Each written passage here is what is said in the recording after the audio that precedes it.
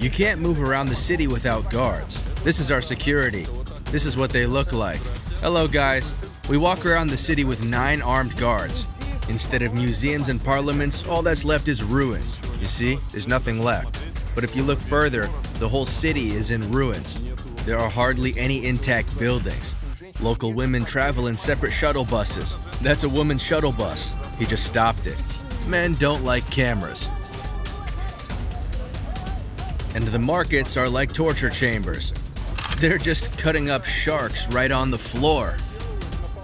This is Somalia, the home of pirates, where devastation and anarchy reign. Kids are shouting in Somali. Like this video and subscribe to the channel.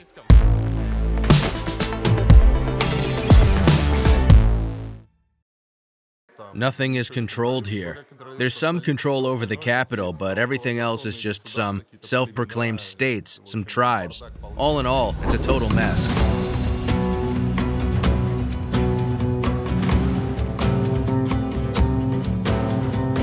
This video was shot in 2018 during my second trip to Somalia. The first time I was in Somalia was back in 2013, when piracy had just ended. It was pirates that made this young African republic famous. We will talk about them a little later. But now, let's talk about Somalia itself. Gold and slaves were exported from this land as far back as the 3rd millennium BC. Later, local princes traded with the Roman Empire. Then they were a part of the ancient Ethiopian Empire. Then they were part of the Ottoman Empire, and in the 19th century, the territory was divided in half by the British and the Italians. In 1960, British Somalia demanded independence. The British agreed, and soon the state of Somaliland was proclaimed. And 5 days later, it merged with the Italian part to form the Republic of Somalia. So another new country appeared on the map of Africa. This is how Soviet news reported about the holiday in honor of this event. The foreign delegations departed, taking their commemorative photo albums and postage stamps issued for Independence Day. Flags were removed, illuminations were taken down, and Mogadishu became small and quiet, not at all a metropolitan African city. The Italians in their short trousers and loose-fitting shirts were out into the main street again. And the poor of Mogadishu went back to their shabby huts on Bur Kalal Hill, from where it seemed easier to make their way to heaven. But now we know it will come down to earth more and more often, down to the center of Mogadishu, feeling that it is the master of this city, as well as all of this land, whose name is pronounced so softly and tenderly, Somalia. However, the whole further history of Somalia remained a history of internal conflicts and civil war. From 1991 to 2006, the country had no central government at all. And when it did form, it didn't bring much order. This African country remains one of the most dangerous in the world. Power is divided among family clans. Regions fight over territory and strive for independence. Additionally, Somalia consistently suffers from droughts and floods. All this leads to a massive number of refugees, poverty, and devastation. In this video, we discuss how Somalia is trying to emerge from chaos and become a civilized country. For example, piracy, which I talked about in 2018, is almost eradicated here. By 2018, it was nearly impossible to encounter real pirates. By that time, their attacks had become very rare. However, neither the Somali authorities nor international organizations have managed to completely defeat piracy yet. This was mentioned in the UN report for 2019. And according to the International Maritime Bureau, the last attack off the coast of Somalia was recorded just recently. On December 14, 2023, armed men hijacked a bulk carrier 700 nautical miles off of Bosaso. This is a town in the Puntland region that I visited in 2018.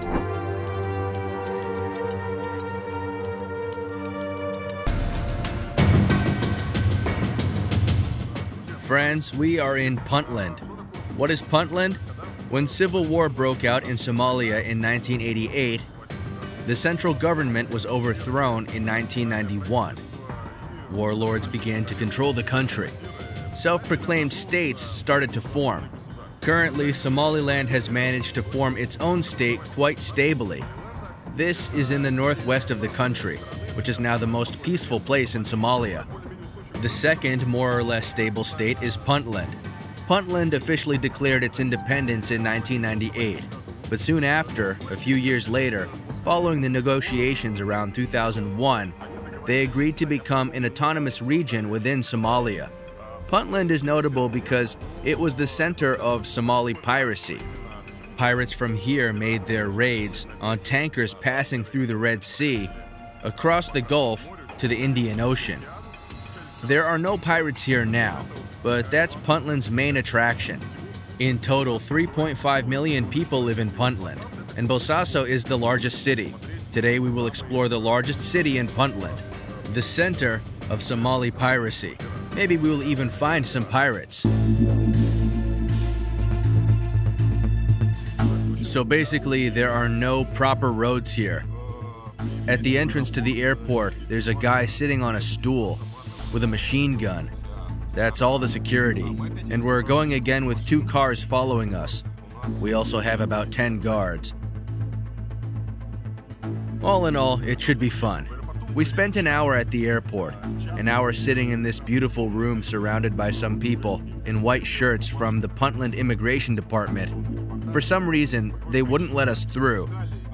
I don't understand why we spent so long there, but since Puntland is actually a self-proclaimed state, it is in contact with Mogadishu, but not very closely.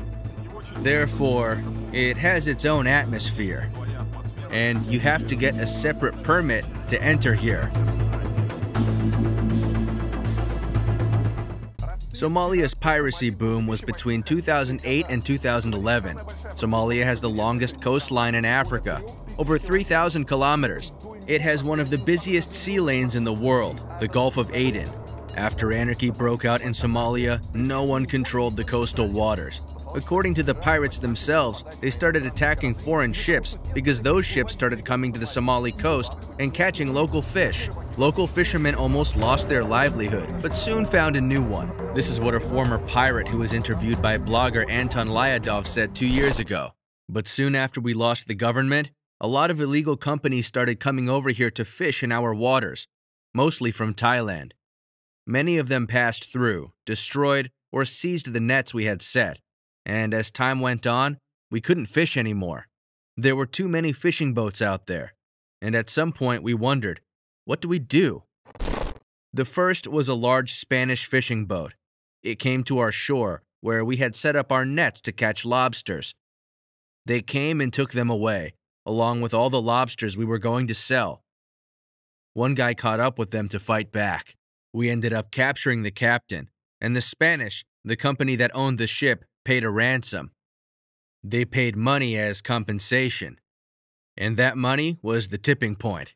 Now everyone wanted easy money, wanted to capture more.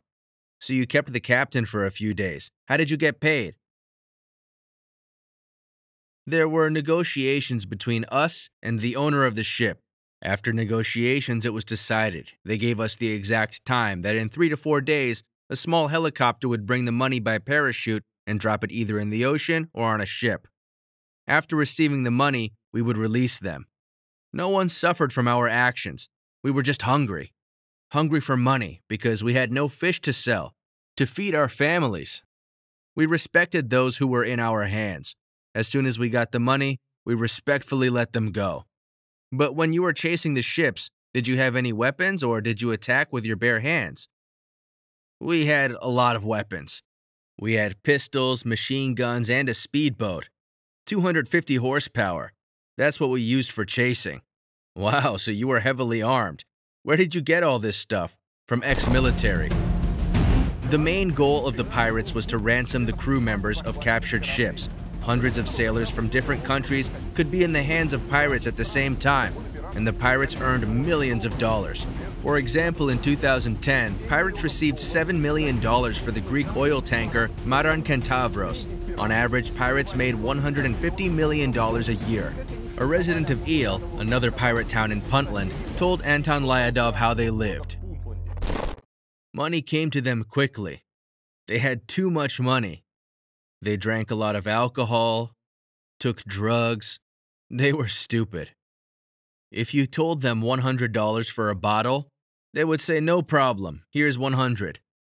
And so everyone wanted to sell them their products at higher prices.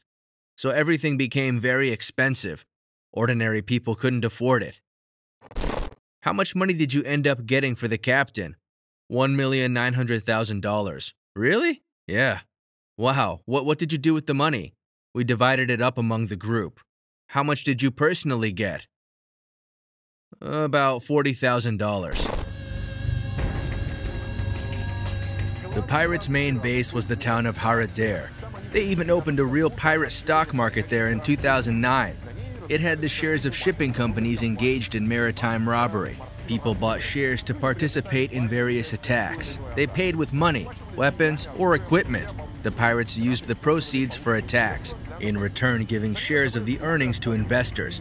For example, Sarah Ibrahim, a resident of Haradere, invested an RPG-7 grenade launcher and several grenades into the shares.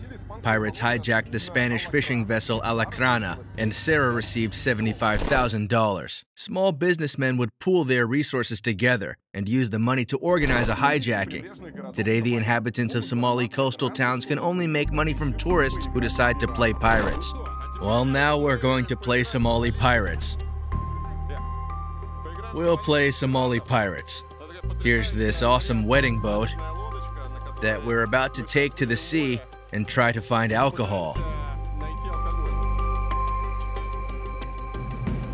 The end of mass piracy in Somalia came in 2012. Joint military operations against them were conducted by NATO, Russian, Chinese, and African militaries. Also, several tough raids against pirates were conducted by the American PMC Blackwater, which was hired by the authorities of the Arab Emirates. So the guys offer sea excursions. They say it's going to be exciting and interesting. As soon as we left the shore, we ran out of petrol. Well, there's a guy doing some tinkering, and curious youngsters are already swimming towards us.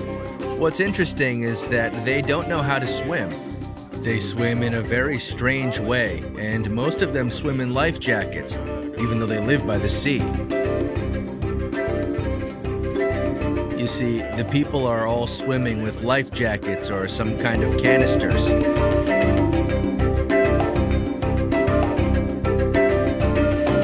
Puntland, where piracy originated, has the status of an autonomous region within Somalia. Somali authorities also consider Somaliland part of the country, but the region itself declared independence back in 1991, when the Civil War broke out, and it is still not recognized as a state. But in fact, the Somali authorities have absolutely no control over it. I was in Somaliland in 2013. At that time, I was not an active YouTube blogger, so I only brought photos from there. I went to the town of Berbera. It's pretty dreary in itself, but out of the interesting stuff, here's a way to protect trees from goats. These animals can often be found on the street. There is also a Soviet legacy in Berbera, and it's not just in the form of AK-47s, of which there are still a huge number. But interestingly, in the 1970s, there was a Soviet military base in Berbera. They built a whole neighborhood in the town, which, by the way, is still called Moscow. 50 years ago, Soviet military families lived there. Now, there are these dilapidated concrete boxes, but they're still better than most of the houses in Berbera.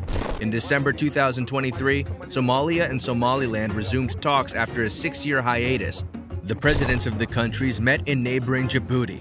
According to Somali media reports, the meeting focused on technical issues such as trade security and freedom of movement. The political status of Somaliland was not discussed, but the fact that such a meeting actually took place is already progress. The protracted civil war between these regions, different clans, and political forces has turned many cities into ruins, including the capital city of Mogadishu.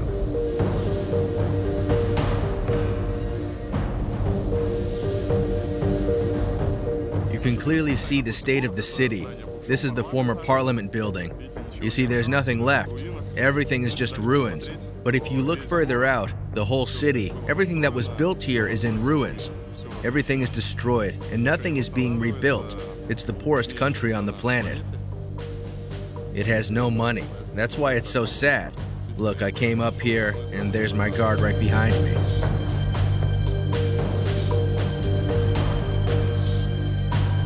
These are the ruins of the old buildings in the center. Very beautiful. This is where they're drying laundry.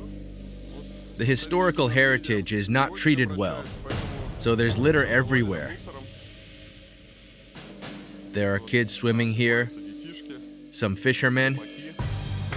There used to be luxurious palaces, hotels, a good beach here before, but now you see the state of it all.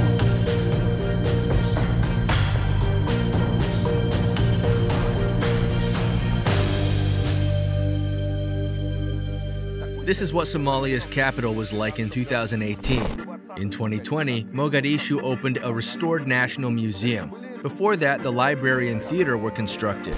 During my trip, I saw the restoration of the Catholic Cathedral, and this is the main cathedral now destroyed. It's been in this state for many years, but it looks like it's being restored now, so the cathedral will be back to normal soon.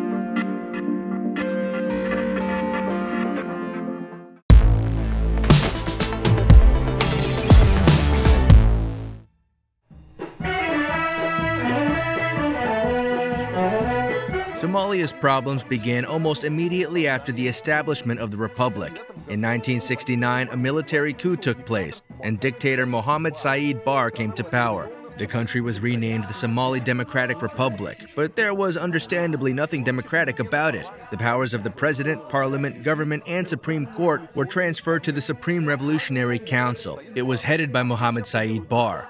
And what do dictators often do to consolidate their power? That's right, they start a little victorious war. As I said, there was a Soviet military base in Somalia, and the country was receiving huge quantities of Soviet weapons. Hoping for Soviet help, in 1977, Somalia sent troops into the disputed Ethiopian province of Ogaden. But this war was not all victorious for Somalia. The Soviet Union supported Ethiopia, and in 1978, the Somalian forces were defeated.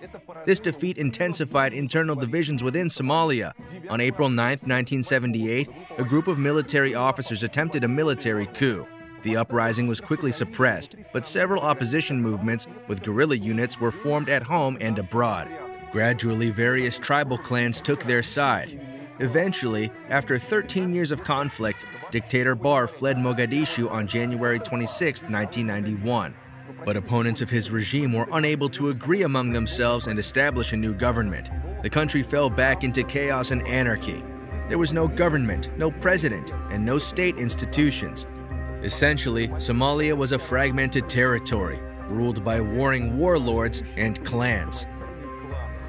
Everyone fought against everyone else using the same Soviet weapons. But there were still attempts to create new states and some territories. Somaliland declared independence in 1990, followed by Puntland 7 years later. However, the two regions are still feuding and arguing over territory. It was only in 2004 that a temporary transitional government was established in the country. However, it held its first meeting only 2 years later. Further unification was prevented by increasingly active Islamists. Nevertheless, it was in 2006 that Somalia began to resemble a state of some sort again. Although even today the country's authorities do not fully control its entire territory. There is no exact data on the number of victims of this civil war. According to Genocide Watch, the death toll could be from 350,000 to 1 million people, and the aftermath of those bloody decades can still be seen on the streets of Mogadishu.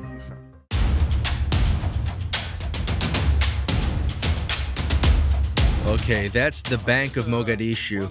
That's what it looks like. It was almost all destroyed during the Civil War in 1991. Here in the old city, everything is in ruins. There is almost no intact buildings. In 2012, Somalia adopted an interim constitution and elected a federal parliament. But in fact, today the power in the country is held by a gentleman's agreement among 5 clans. President is chosen by members of parliament. In 2022, the majority voted for Hassan Sheikh Mahmoud. He was already president of Somalia from 2012 to 2017, but he could not be re-elected for a second term. Mahmoud was an ardent opponent of Islamic radical groups, and after his election, he continued the fight against them. By November 2022, federal troops had succeeded in liberating territory in the Hiran region and Middle Shabelle province from Islamists. The Al-Shabaab group was the primary target. It is believed to be linked to Al-Qaeda. In 2009, it controlled large swaths of territory in different regions of Somalia. The US, Ethiopian, and Kenyan militaries have been called at various times to fight Al-Shabaab. In 2017, Islamists staged one of the largest terrorist attacks in Somalia in Mogadishu. On 14th October 2017, a truck exploded on a busy street after it was stopped for inspection. There was also a petrol tanker nearby which amplified the effects of the explosion. It was powerful enough to reduce an adjacent neighborhood of restaurants and government buildings to rubble. 512 people were killed.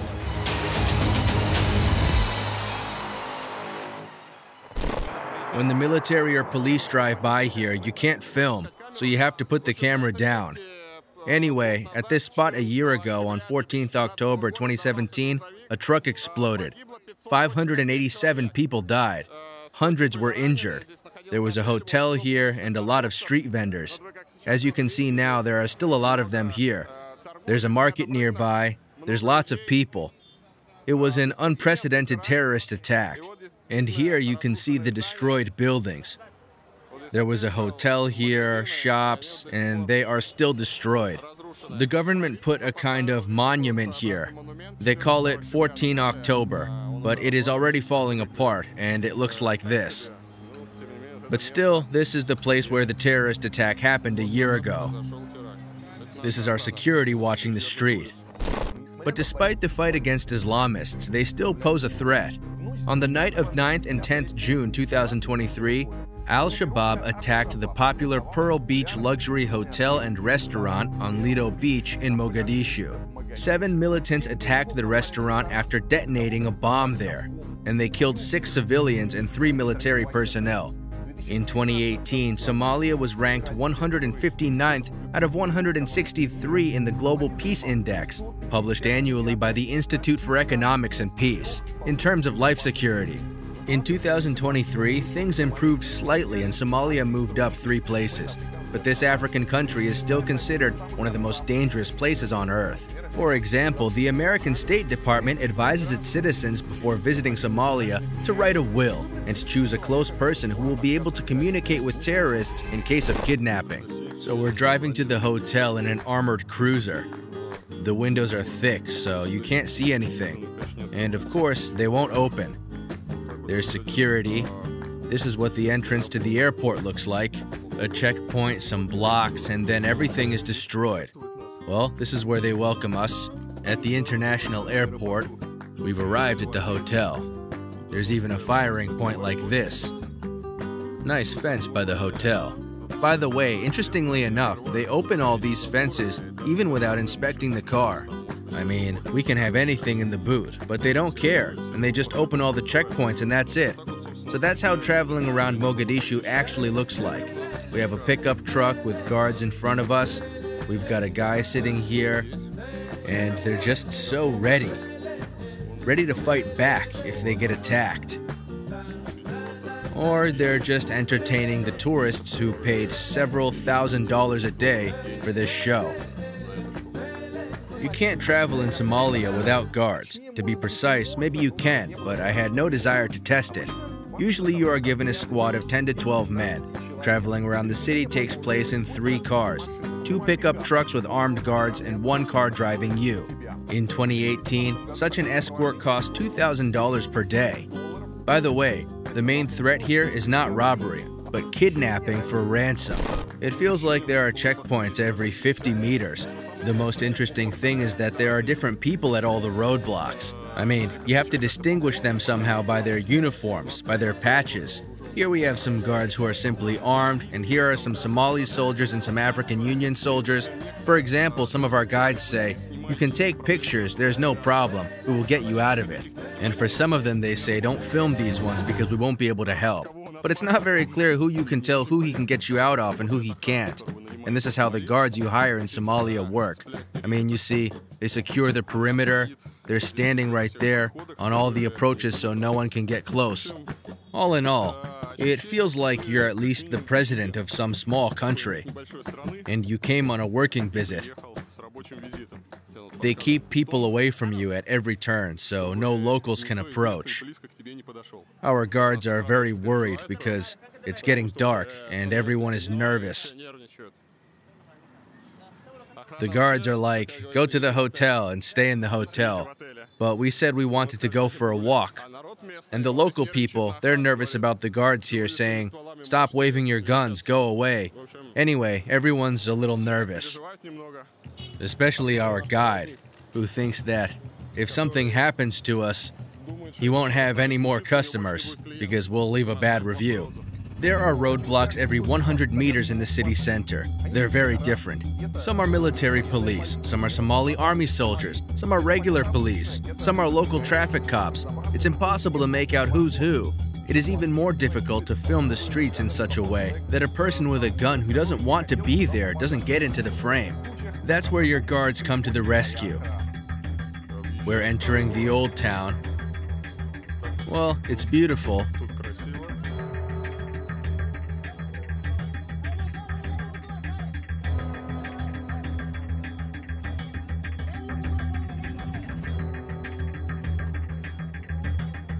The guy was upset that the camera was pointed at him. Well, yeah. He got quite upset.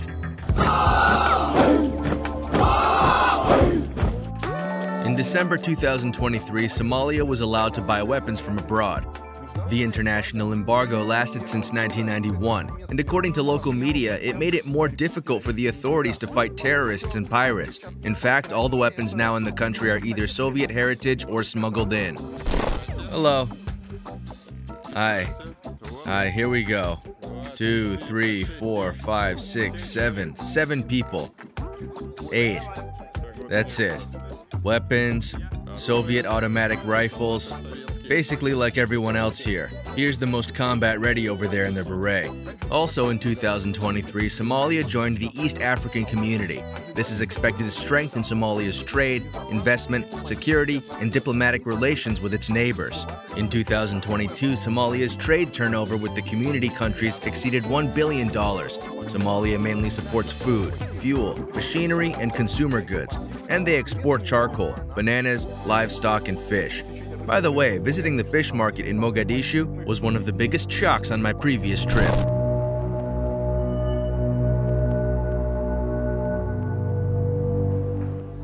This is the fish market. It's all happening on the floor. Oh my God. Man, they're just cutting up sharks on the floor here. Fish market. It's just terrible because they're cutting up sharks right on the floor and there's just a lot going on. It stinks. It's hot. It's rotting. This is what the fish market looks like.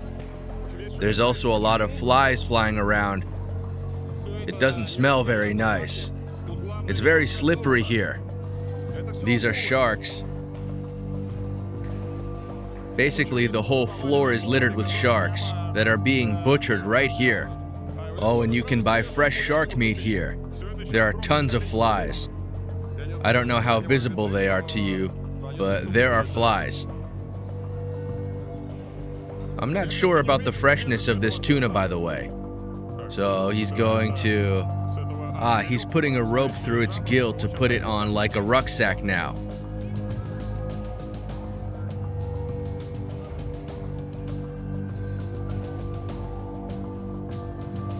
Look, it's alive. They're both alive. That's crazy. One of them's still breathing. Look, they're still alive. They're lying in the sun. These are the half-alive ones. They'll cut them up. They're all alive. They're all alive, all these turtles. All this stuff covered with wet towels, it's all turtles. In 2023, Somalia entered the IMF World Bank's External Debt Relief Program. At the end of 2018, the debt was estimated at $5.2 billion. This represents 64% of the country's annual GDP. Most of this debt was overdue and Somalia was unable to pay it. Also, because of the debt, the country could not attract investment. But thanks to the program, the debt was reduced to $557 million. The World Bank also helped introduce a payment system in Somalia. Until 2021, there weren't even ATMs in the country, and people paid for purchases by crediting mobile numbers. Yeah, this is the main shopping street. There are shops to suit all tastes. Appliances, clothes, the latest fashion, whatever your heart desires. Sorry, what is this? What is this box for? If you need to change money. Oh, change money, okay. You put the money in here through the electronic system and they give you cash. Ah, so they have this. They've got this phone number you call, and they can give you cash. How does it work? Look, see, he's typing this number in his phone right now. He's writing something, I don't know what it is. And they're supposed to give him money out of this box. It's like an ATM. He used his phone to send them money to some mobile account. And the guy, see, the guy's giving him the cash. This is what the local money looks like. They only have one note, 1,000 shillings. They don't have any others. In Somalia here, you see, there will always be a number written. Here we are in the duty-free. There's a number written on the wall, and you can pay for all your purchases over the phone. In any town, in any village, there will be this cash in hand to get this dirty money by transferring something from your phone. But since money has not been printed here for a long time, and I understand this is all that is still left from the old Somalia, this dirty, torn money that looks like rubbish. So almost all payments here are through your phone. Everyone sends money to each other through a phone. By the way, there are no prices anywhere, so it is not clear how much it costs. Apparently you have to know the price, or you agree the price at the checkout. They have their number written everywhere. You can't see it here, but here it is. And they use this phone number like our guide paid using his phone. Somalia's GDP in 2023, according to the IMF, was $11.5 billion. It is 146th in the ranking between Tajikistan and Kosovo. By this indicator, Somalia is surpassed by many African countries. The country mainly earns money from agriculture, which accounts for 65% of GDP. Industry is mainly related to food production. Construction and private aviation are also constantly developing. Nevertheless, more than 70% of Somalis live in poverty. According to the UN, more than 500,000 Somali children are malnourished. In addition to the political and economic crisis, the situation is aggravated by natural disasters. Somalia suffers from drought and floods. In 2023, Somalia set a record for displacement. Due to military conflicts and natural disasters, more than 1 million people fled their homes in the first 5 months of the year alone. Most of them settled in refugee camps. Okay, we've arrived at the refugee camp. There are some kids here.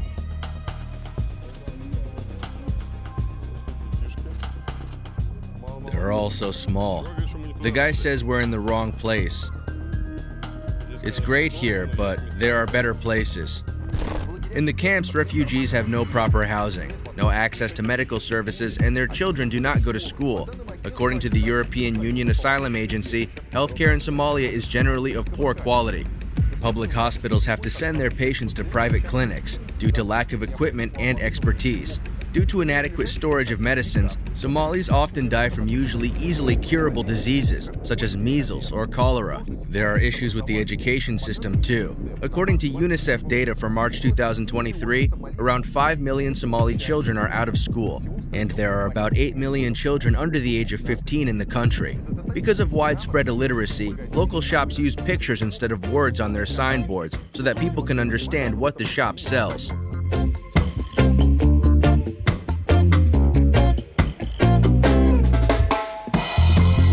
See, wherever we look, there will be a bunch of pictures everywhere. There's a barber shop here, so there's an image of a haircut. Here is a pharmacy, and it shows what is sold in this pharmacy and what services are provided there. The pictures make it all clear. Very interesting. And most of these pictures are hand-painted. Well, historically, everything has been hand-painted. Until about 5 years ago, there were no printed signs. Now people are ordering these printouts. We can see that the shops here already have fully printed facades. But that's not the same, of course. Those hand drawings they've had before, they were heartwarming. Drawing what they have on sale so that you immediately see, like in the supermarket, the whole range of goods, either drawn or printed. That's what the currency exchange looks like. That's how they've drawn $100. It's convenient and clear that there's a dentist here, and you can see at a glance what the dentist does. You see, they're making teeth look nice. There are some workshops on the sides. In general, the scenery is about the same everywhere. This is the exit from the city. This is what petrol stations look like. This is one petrol station, and here they are in some booths. And it seems that here, whoever has more petrol has the bigger booth. They're diluting some petrol in these barrels. This is what petrol stations look like. All these buildings have a picture of what services are provided there, and the shops used to look like this in Mogadishu too. All the facades were painted, and it was very interesting. You see, there's amateur artwork everywhere. It's very nice, like the hand-painted film posters there used to be by the cinema. And now, they've started printing stuff on the shops. There's no romance anymore. Look how beautiful it is. You can tell this is where they sell juices. And this one here is some kind of medical shop. There's a hospital here. That's why there are medicines drawn here. There's a stationery shop here. It's all easy to understand.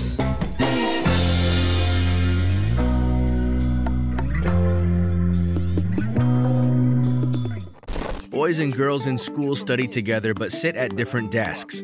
Children study subjects such as Somali, Arabic, English, Islamic studies, mathematics, business, environmental studies, agriculture, geography, history, social studies, and technology.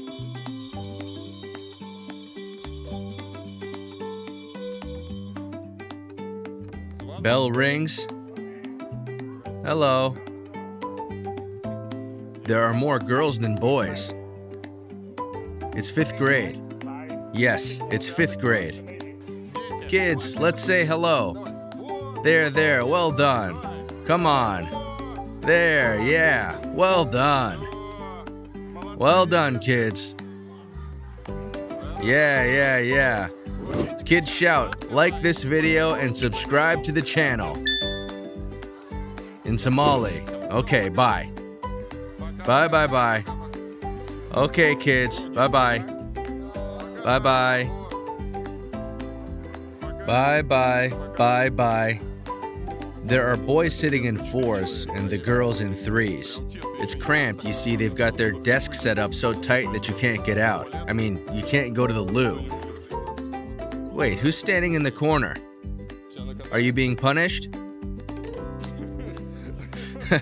He was made to stand in the corner. That's it. Now he's afraid to go back to his desk. We rescued the child. We rescued him from the corner. And this is the bell that announces the beginning and end of lessons. There are no doors. There are many children, all clean and well dressed. And here are 2 more classrooms in this building here.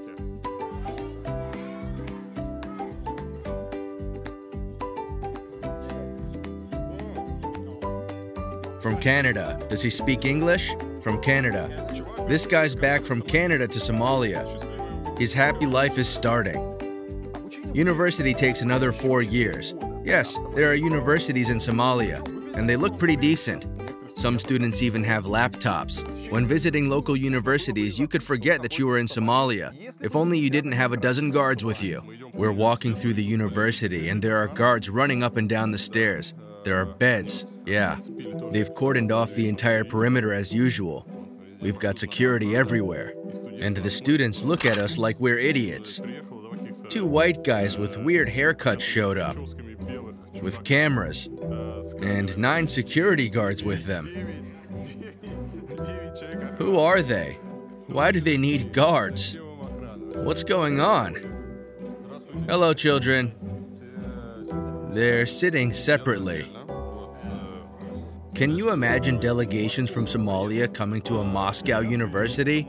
And some Moscow university will have a bunch of security guards with machine guns running up the stairs? They're all sat together, and I think they're discussing where to buy beer. No, that's what you'd do. Take a picture. For those in Moscow, how to transport camel's milk properly, apparently. You can't transport milk in canisters. You have to use special cans, or special clay jars. And these guys were sat here because we came. They weren't here before. We're going to see another building. Well, first of all, it's worth noting that the landscaping here is quite poor. It's dirty, there are bottles everywhere. At least they're not beer bottles. I think it could have been cleaned up a bit. Just a bit. They could have cleaned up a bit, yeah. Sweep it all. I mean, girls could possibly help. Oh, hello. This is the courtyard of the university. Here's another classroom. There are guys sitting here too, and girls sitting there. Hello. Oh, hi. Okay, the guy was supposed to know English, but he forgot it. Goodbye. That's it. Security says it's time to leave. Our guy is... Yeah, it's actually a really weird feeling walking around the university with... How many do we have? 1, 2, 3, 4, 5, 6, 7, 8, 9. We have 9 guards. 9 guards. We're walking around the university with 9 armed guards, and I feel very stupid. I think all the students in there are having a blast. They're saying, who are these weird white people? Regarding taking pictures of women, it's okay. Unlike other Muslim countries, they are completely comfortable with photos being taken. They're not afraid of the camera, and they're fine with it. We asked and nobody is against it at all. So in that respect, everything is fine. Don't worry. Don't worry about it. I know some of my viewers are worried that we're somehow misbehaving. Well, surprisingly, no student here knows English. So we couldn't socialize and discuss the educational process, and whether they need final exams in Somalia we couldn't discuss either. That said, Somalia is a Muslim country. It has quite strict laws. For example, here they separate men and women in public places. These are shuttle buses and they split by gender. I mean, there are only men on these shuttle buses. They're open and the women are on minibuses. This one's for men only, and this one's for women. He just stopped it. This is what it looks like. So we've seen the men's shuttle bus, and this is the women's minibus. Our security guard stopped the women's minibus. The men's one looks like this, and here comes the women's. Here you can clearly see that men and women are standing separately. There are 2 queues. On the right is the women's queue, and on the left is the men's queue, because the women go first, and they will be seated at the back of the cabin. And then the men go. Also, alcohol is completely banned in the country. During my trip, we had to go to a foreign military base to get some. Now we are going to some kind of bar or restaurant where we can buy alcohol. Alcohol is forbidden in Somalia, so they are going to try to get us some beer here now, which we cannot take out under any circumstances. But there must be somewhere to drink it. We're in a place where, if everything works out, we can try alcohol. Alcohol is illegal in Somalia. You can't just buy it. And we came to some cafe where some secret woman who got alcohol from somewhere is about to come, and she will bring it here, and we can only drink it here. It wasn't easy to get in here. They took away all our equipment, but we got action cameras through. They took all the big cameras away and told us to leave them at the hotel. This is some kind of area at the airport where everything is checked thoroughly. Belts, scanners, everything is searched. Everything is very serious. It's called the Village, and judging by the menu, they have lobsters. Lobster costs $25, which is a lot of money by Somali standards. There are some people. A turtle costs $50. Yeah, a huge turtle cost $50. We have to leave this posh place. The lobster was so-so, and they didn't have alcohol too. Let's hope we don't give up trying. Friends, it turns out near the airport, on the territory of the military base, there is some kind of camp. A secret camp where there is a bar. As they tell us, it's the only place where you can buy alcohol in Mogadishu. Because it is banned in the country, you can't get anything in hotels or restaurants in the city. But here, after 3 searches and passport checks, we managed to sneak in only a small camera, saying it did not work. And now, we finally have a cold beer.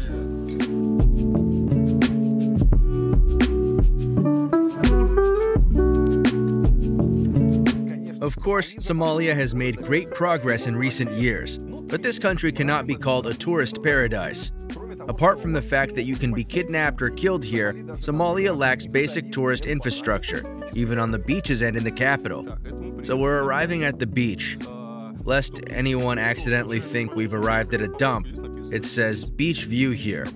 Welcome to the resorts of Somalia, the famous resorts. We came to the beach, and this is what it looks like. There's a public beach, and there's a beach that is behind a fence. There's a lot of dogs here. Well, by the way, the beach, if you clean it up, if you take all the rubbish out of here and these dudes with machine guns, it's just like Seychelles. There are these hotels like a Four Seasons. There's this white sand like flour. Well, if you get rid of the plastic bags, that there are a lot of, people have asked me if they can holiday in Somalia. You have to. Guys, you can, but there's no alcohol here. Not at all. I mean, you can't even have a beer. So either bring it with you or don't be sad. There's a terrific little restaurant here. Panorama on the beach. This is where people give out life jackets. And this is where people swim. Women bathe fully clothed in their long dresses. Young men mostly in t-shirts and shorts. This is what the beaches look like. And this is what a cafe for wealthy gentlemen looks like. So there's a guard post, external spotlights, barbed wire. So when you're sitting there, no one can get in from the street. And here on the street, it's already bustling with life. There's dirt, and of course a booth with armed guards. 2 booths, 2 firing points, so if anything happens, the customers of this cafe will be defended. The kitchen is unsanitary, but you can't do anything about it. There's no choice, as they say. Everything is covered in flies, fridges are open, food is lying on the floor. Exit is called Vihid. They build nice, expensive hotels here, of course, but more often than not, tourists find themselves in Spartan conditions. Let's see my room at our swanky hotel, which is supposed to be the best in town. I want you to see it first. Voila! Welcome, friends. This is what the room looks like. It smells old, moldy, and damp. This is what the bathroom looks like. It's relatively clean. Here's a shower. Naturally, there is no hot water here, nor anywhere else. An old tap. There's no hot water anywhere. And there's this luxurious bed. There's a Quran lying here. No blanket. You don't get a blanket here. Anyway, that's the room. Of course, Somalia is not about beach holidays and sightseeing. People come here for thrills and local exoticism. We are now traveling through a residential area. There are no roads. Everything is shaking. But here you can try to see and pay attention to an interesting feature. Sorry, you probably can't see it properly, but they have these bulky things above the gates. They're water tanks. They put them up here, see? Either above the gate or near the gate. It's so dominant in the house. The house is surrounded by a fence, and these tanks set the whole tone of the architecture. They're sometimes decorated. You see, they're decorated here. They're decorating the fence and they're decorating these tanks. But you can't see the house itself, and then all you can see from the street is a giant water tank. A nice gate and a nice fence if the house is rich. And if the house isn't rich, there's no rich decorations. Yes, you see, they're decorating the main entryway. And this tank here is part of the entrance architecture. The whole private sector is like this. Practically the whole town looks like this.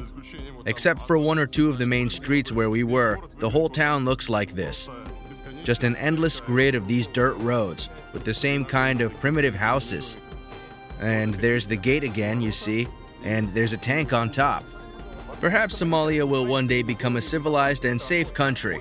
Tourists will rest carefree on its snow-white beaches and won't be scared to order food in local restaurants. But this is still a long way off.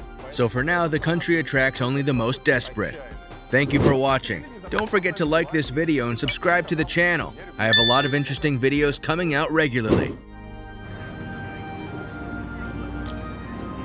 Bye everybody.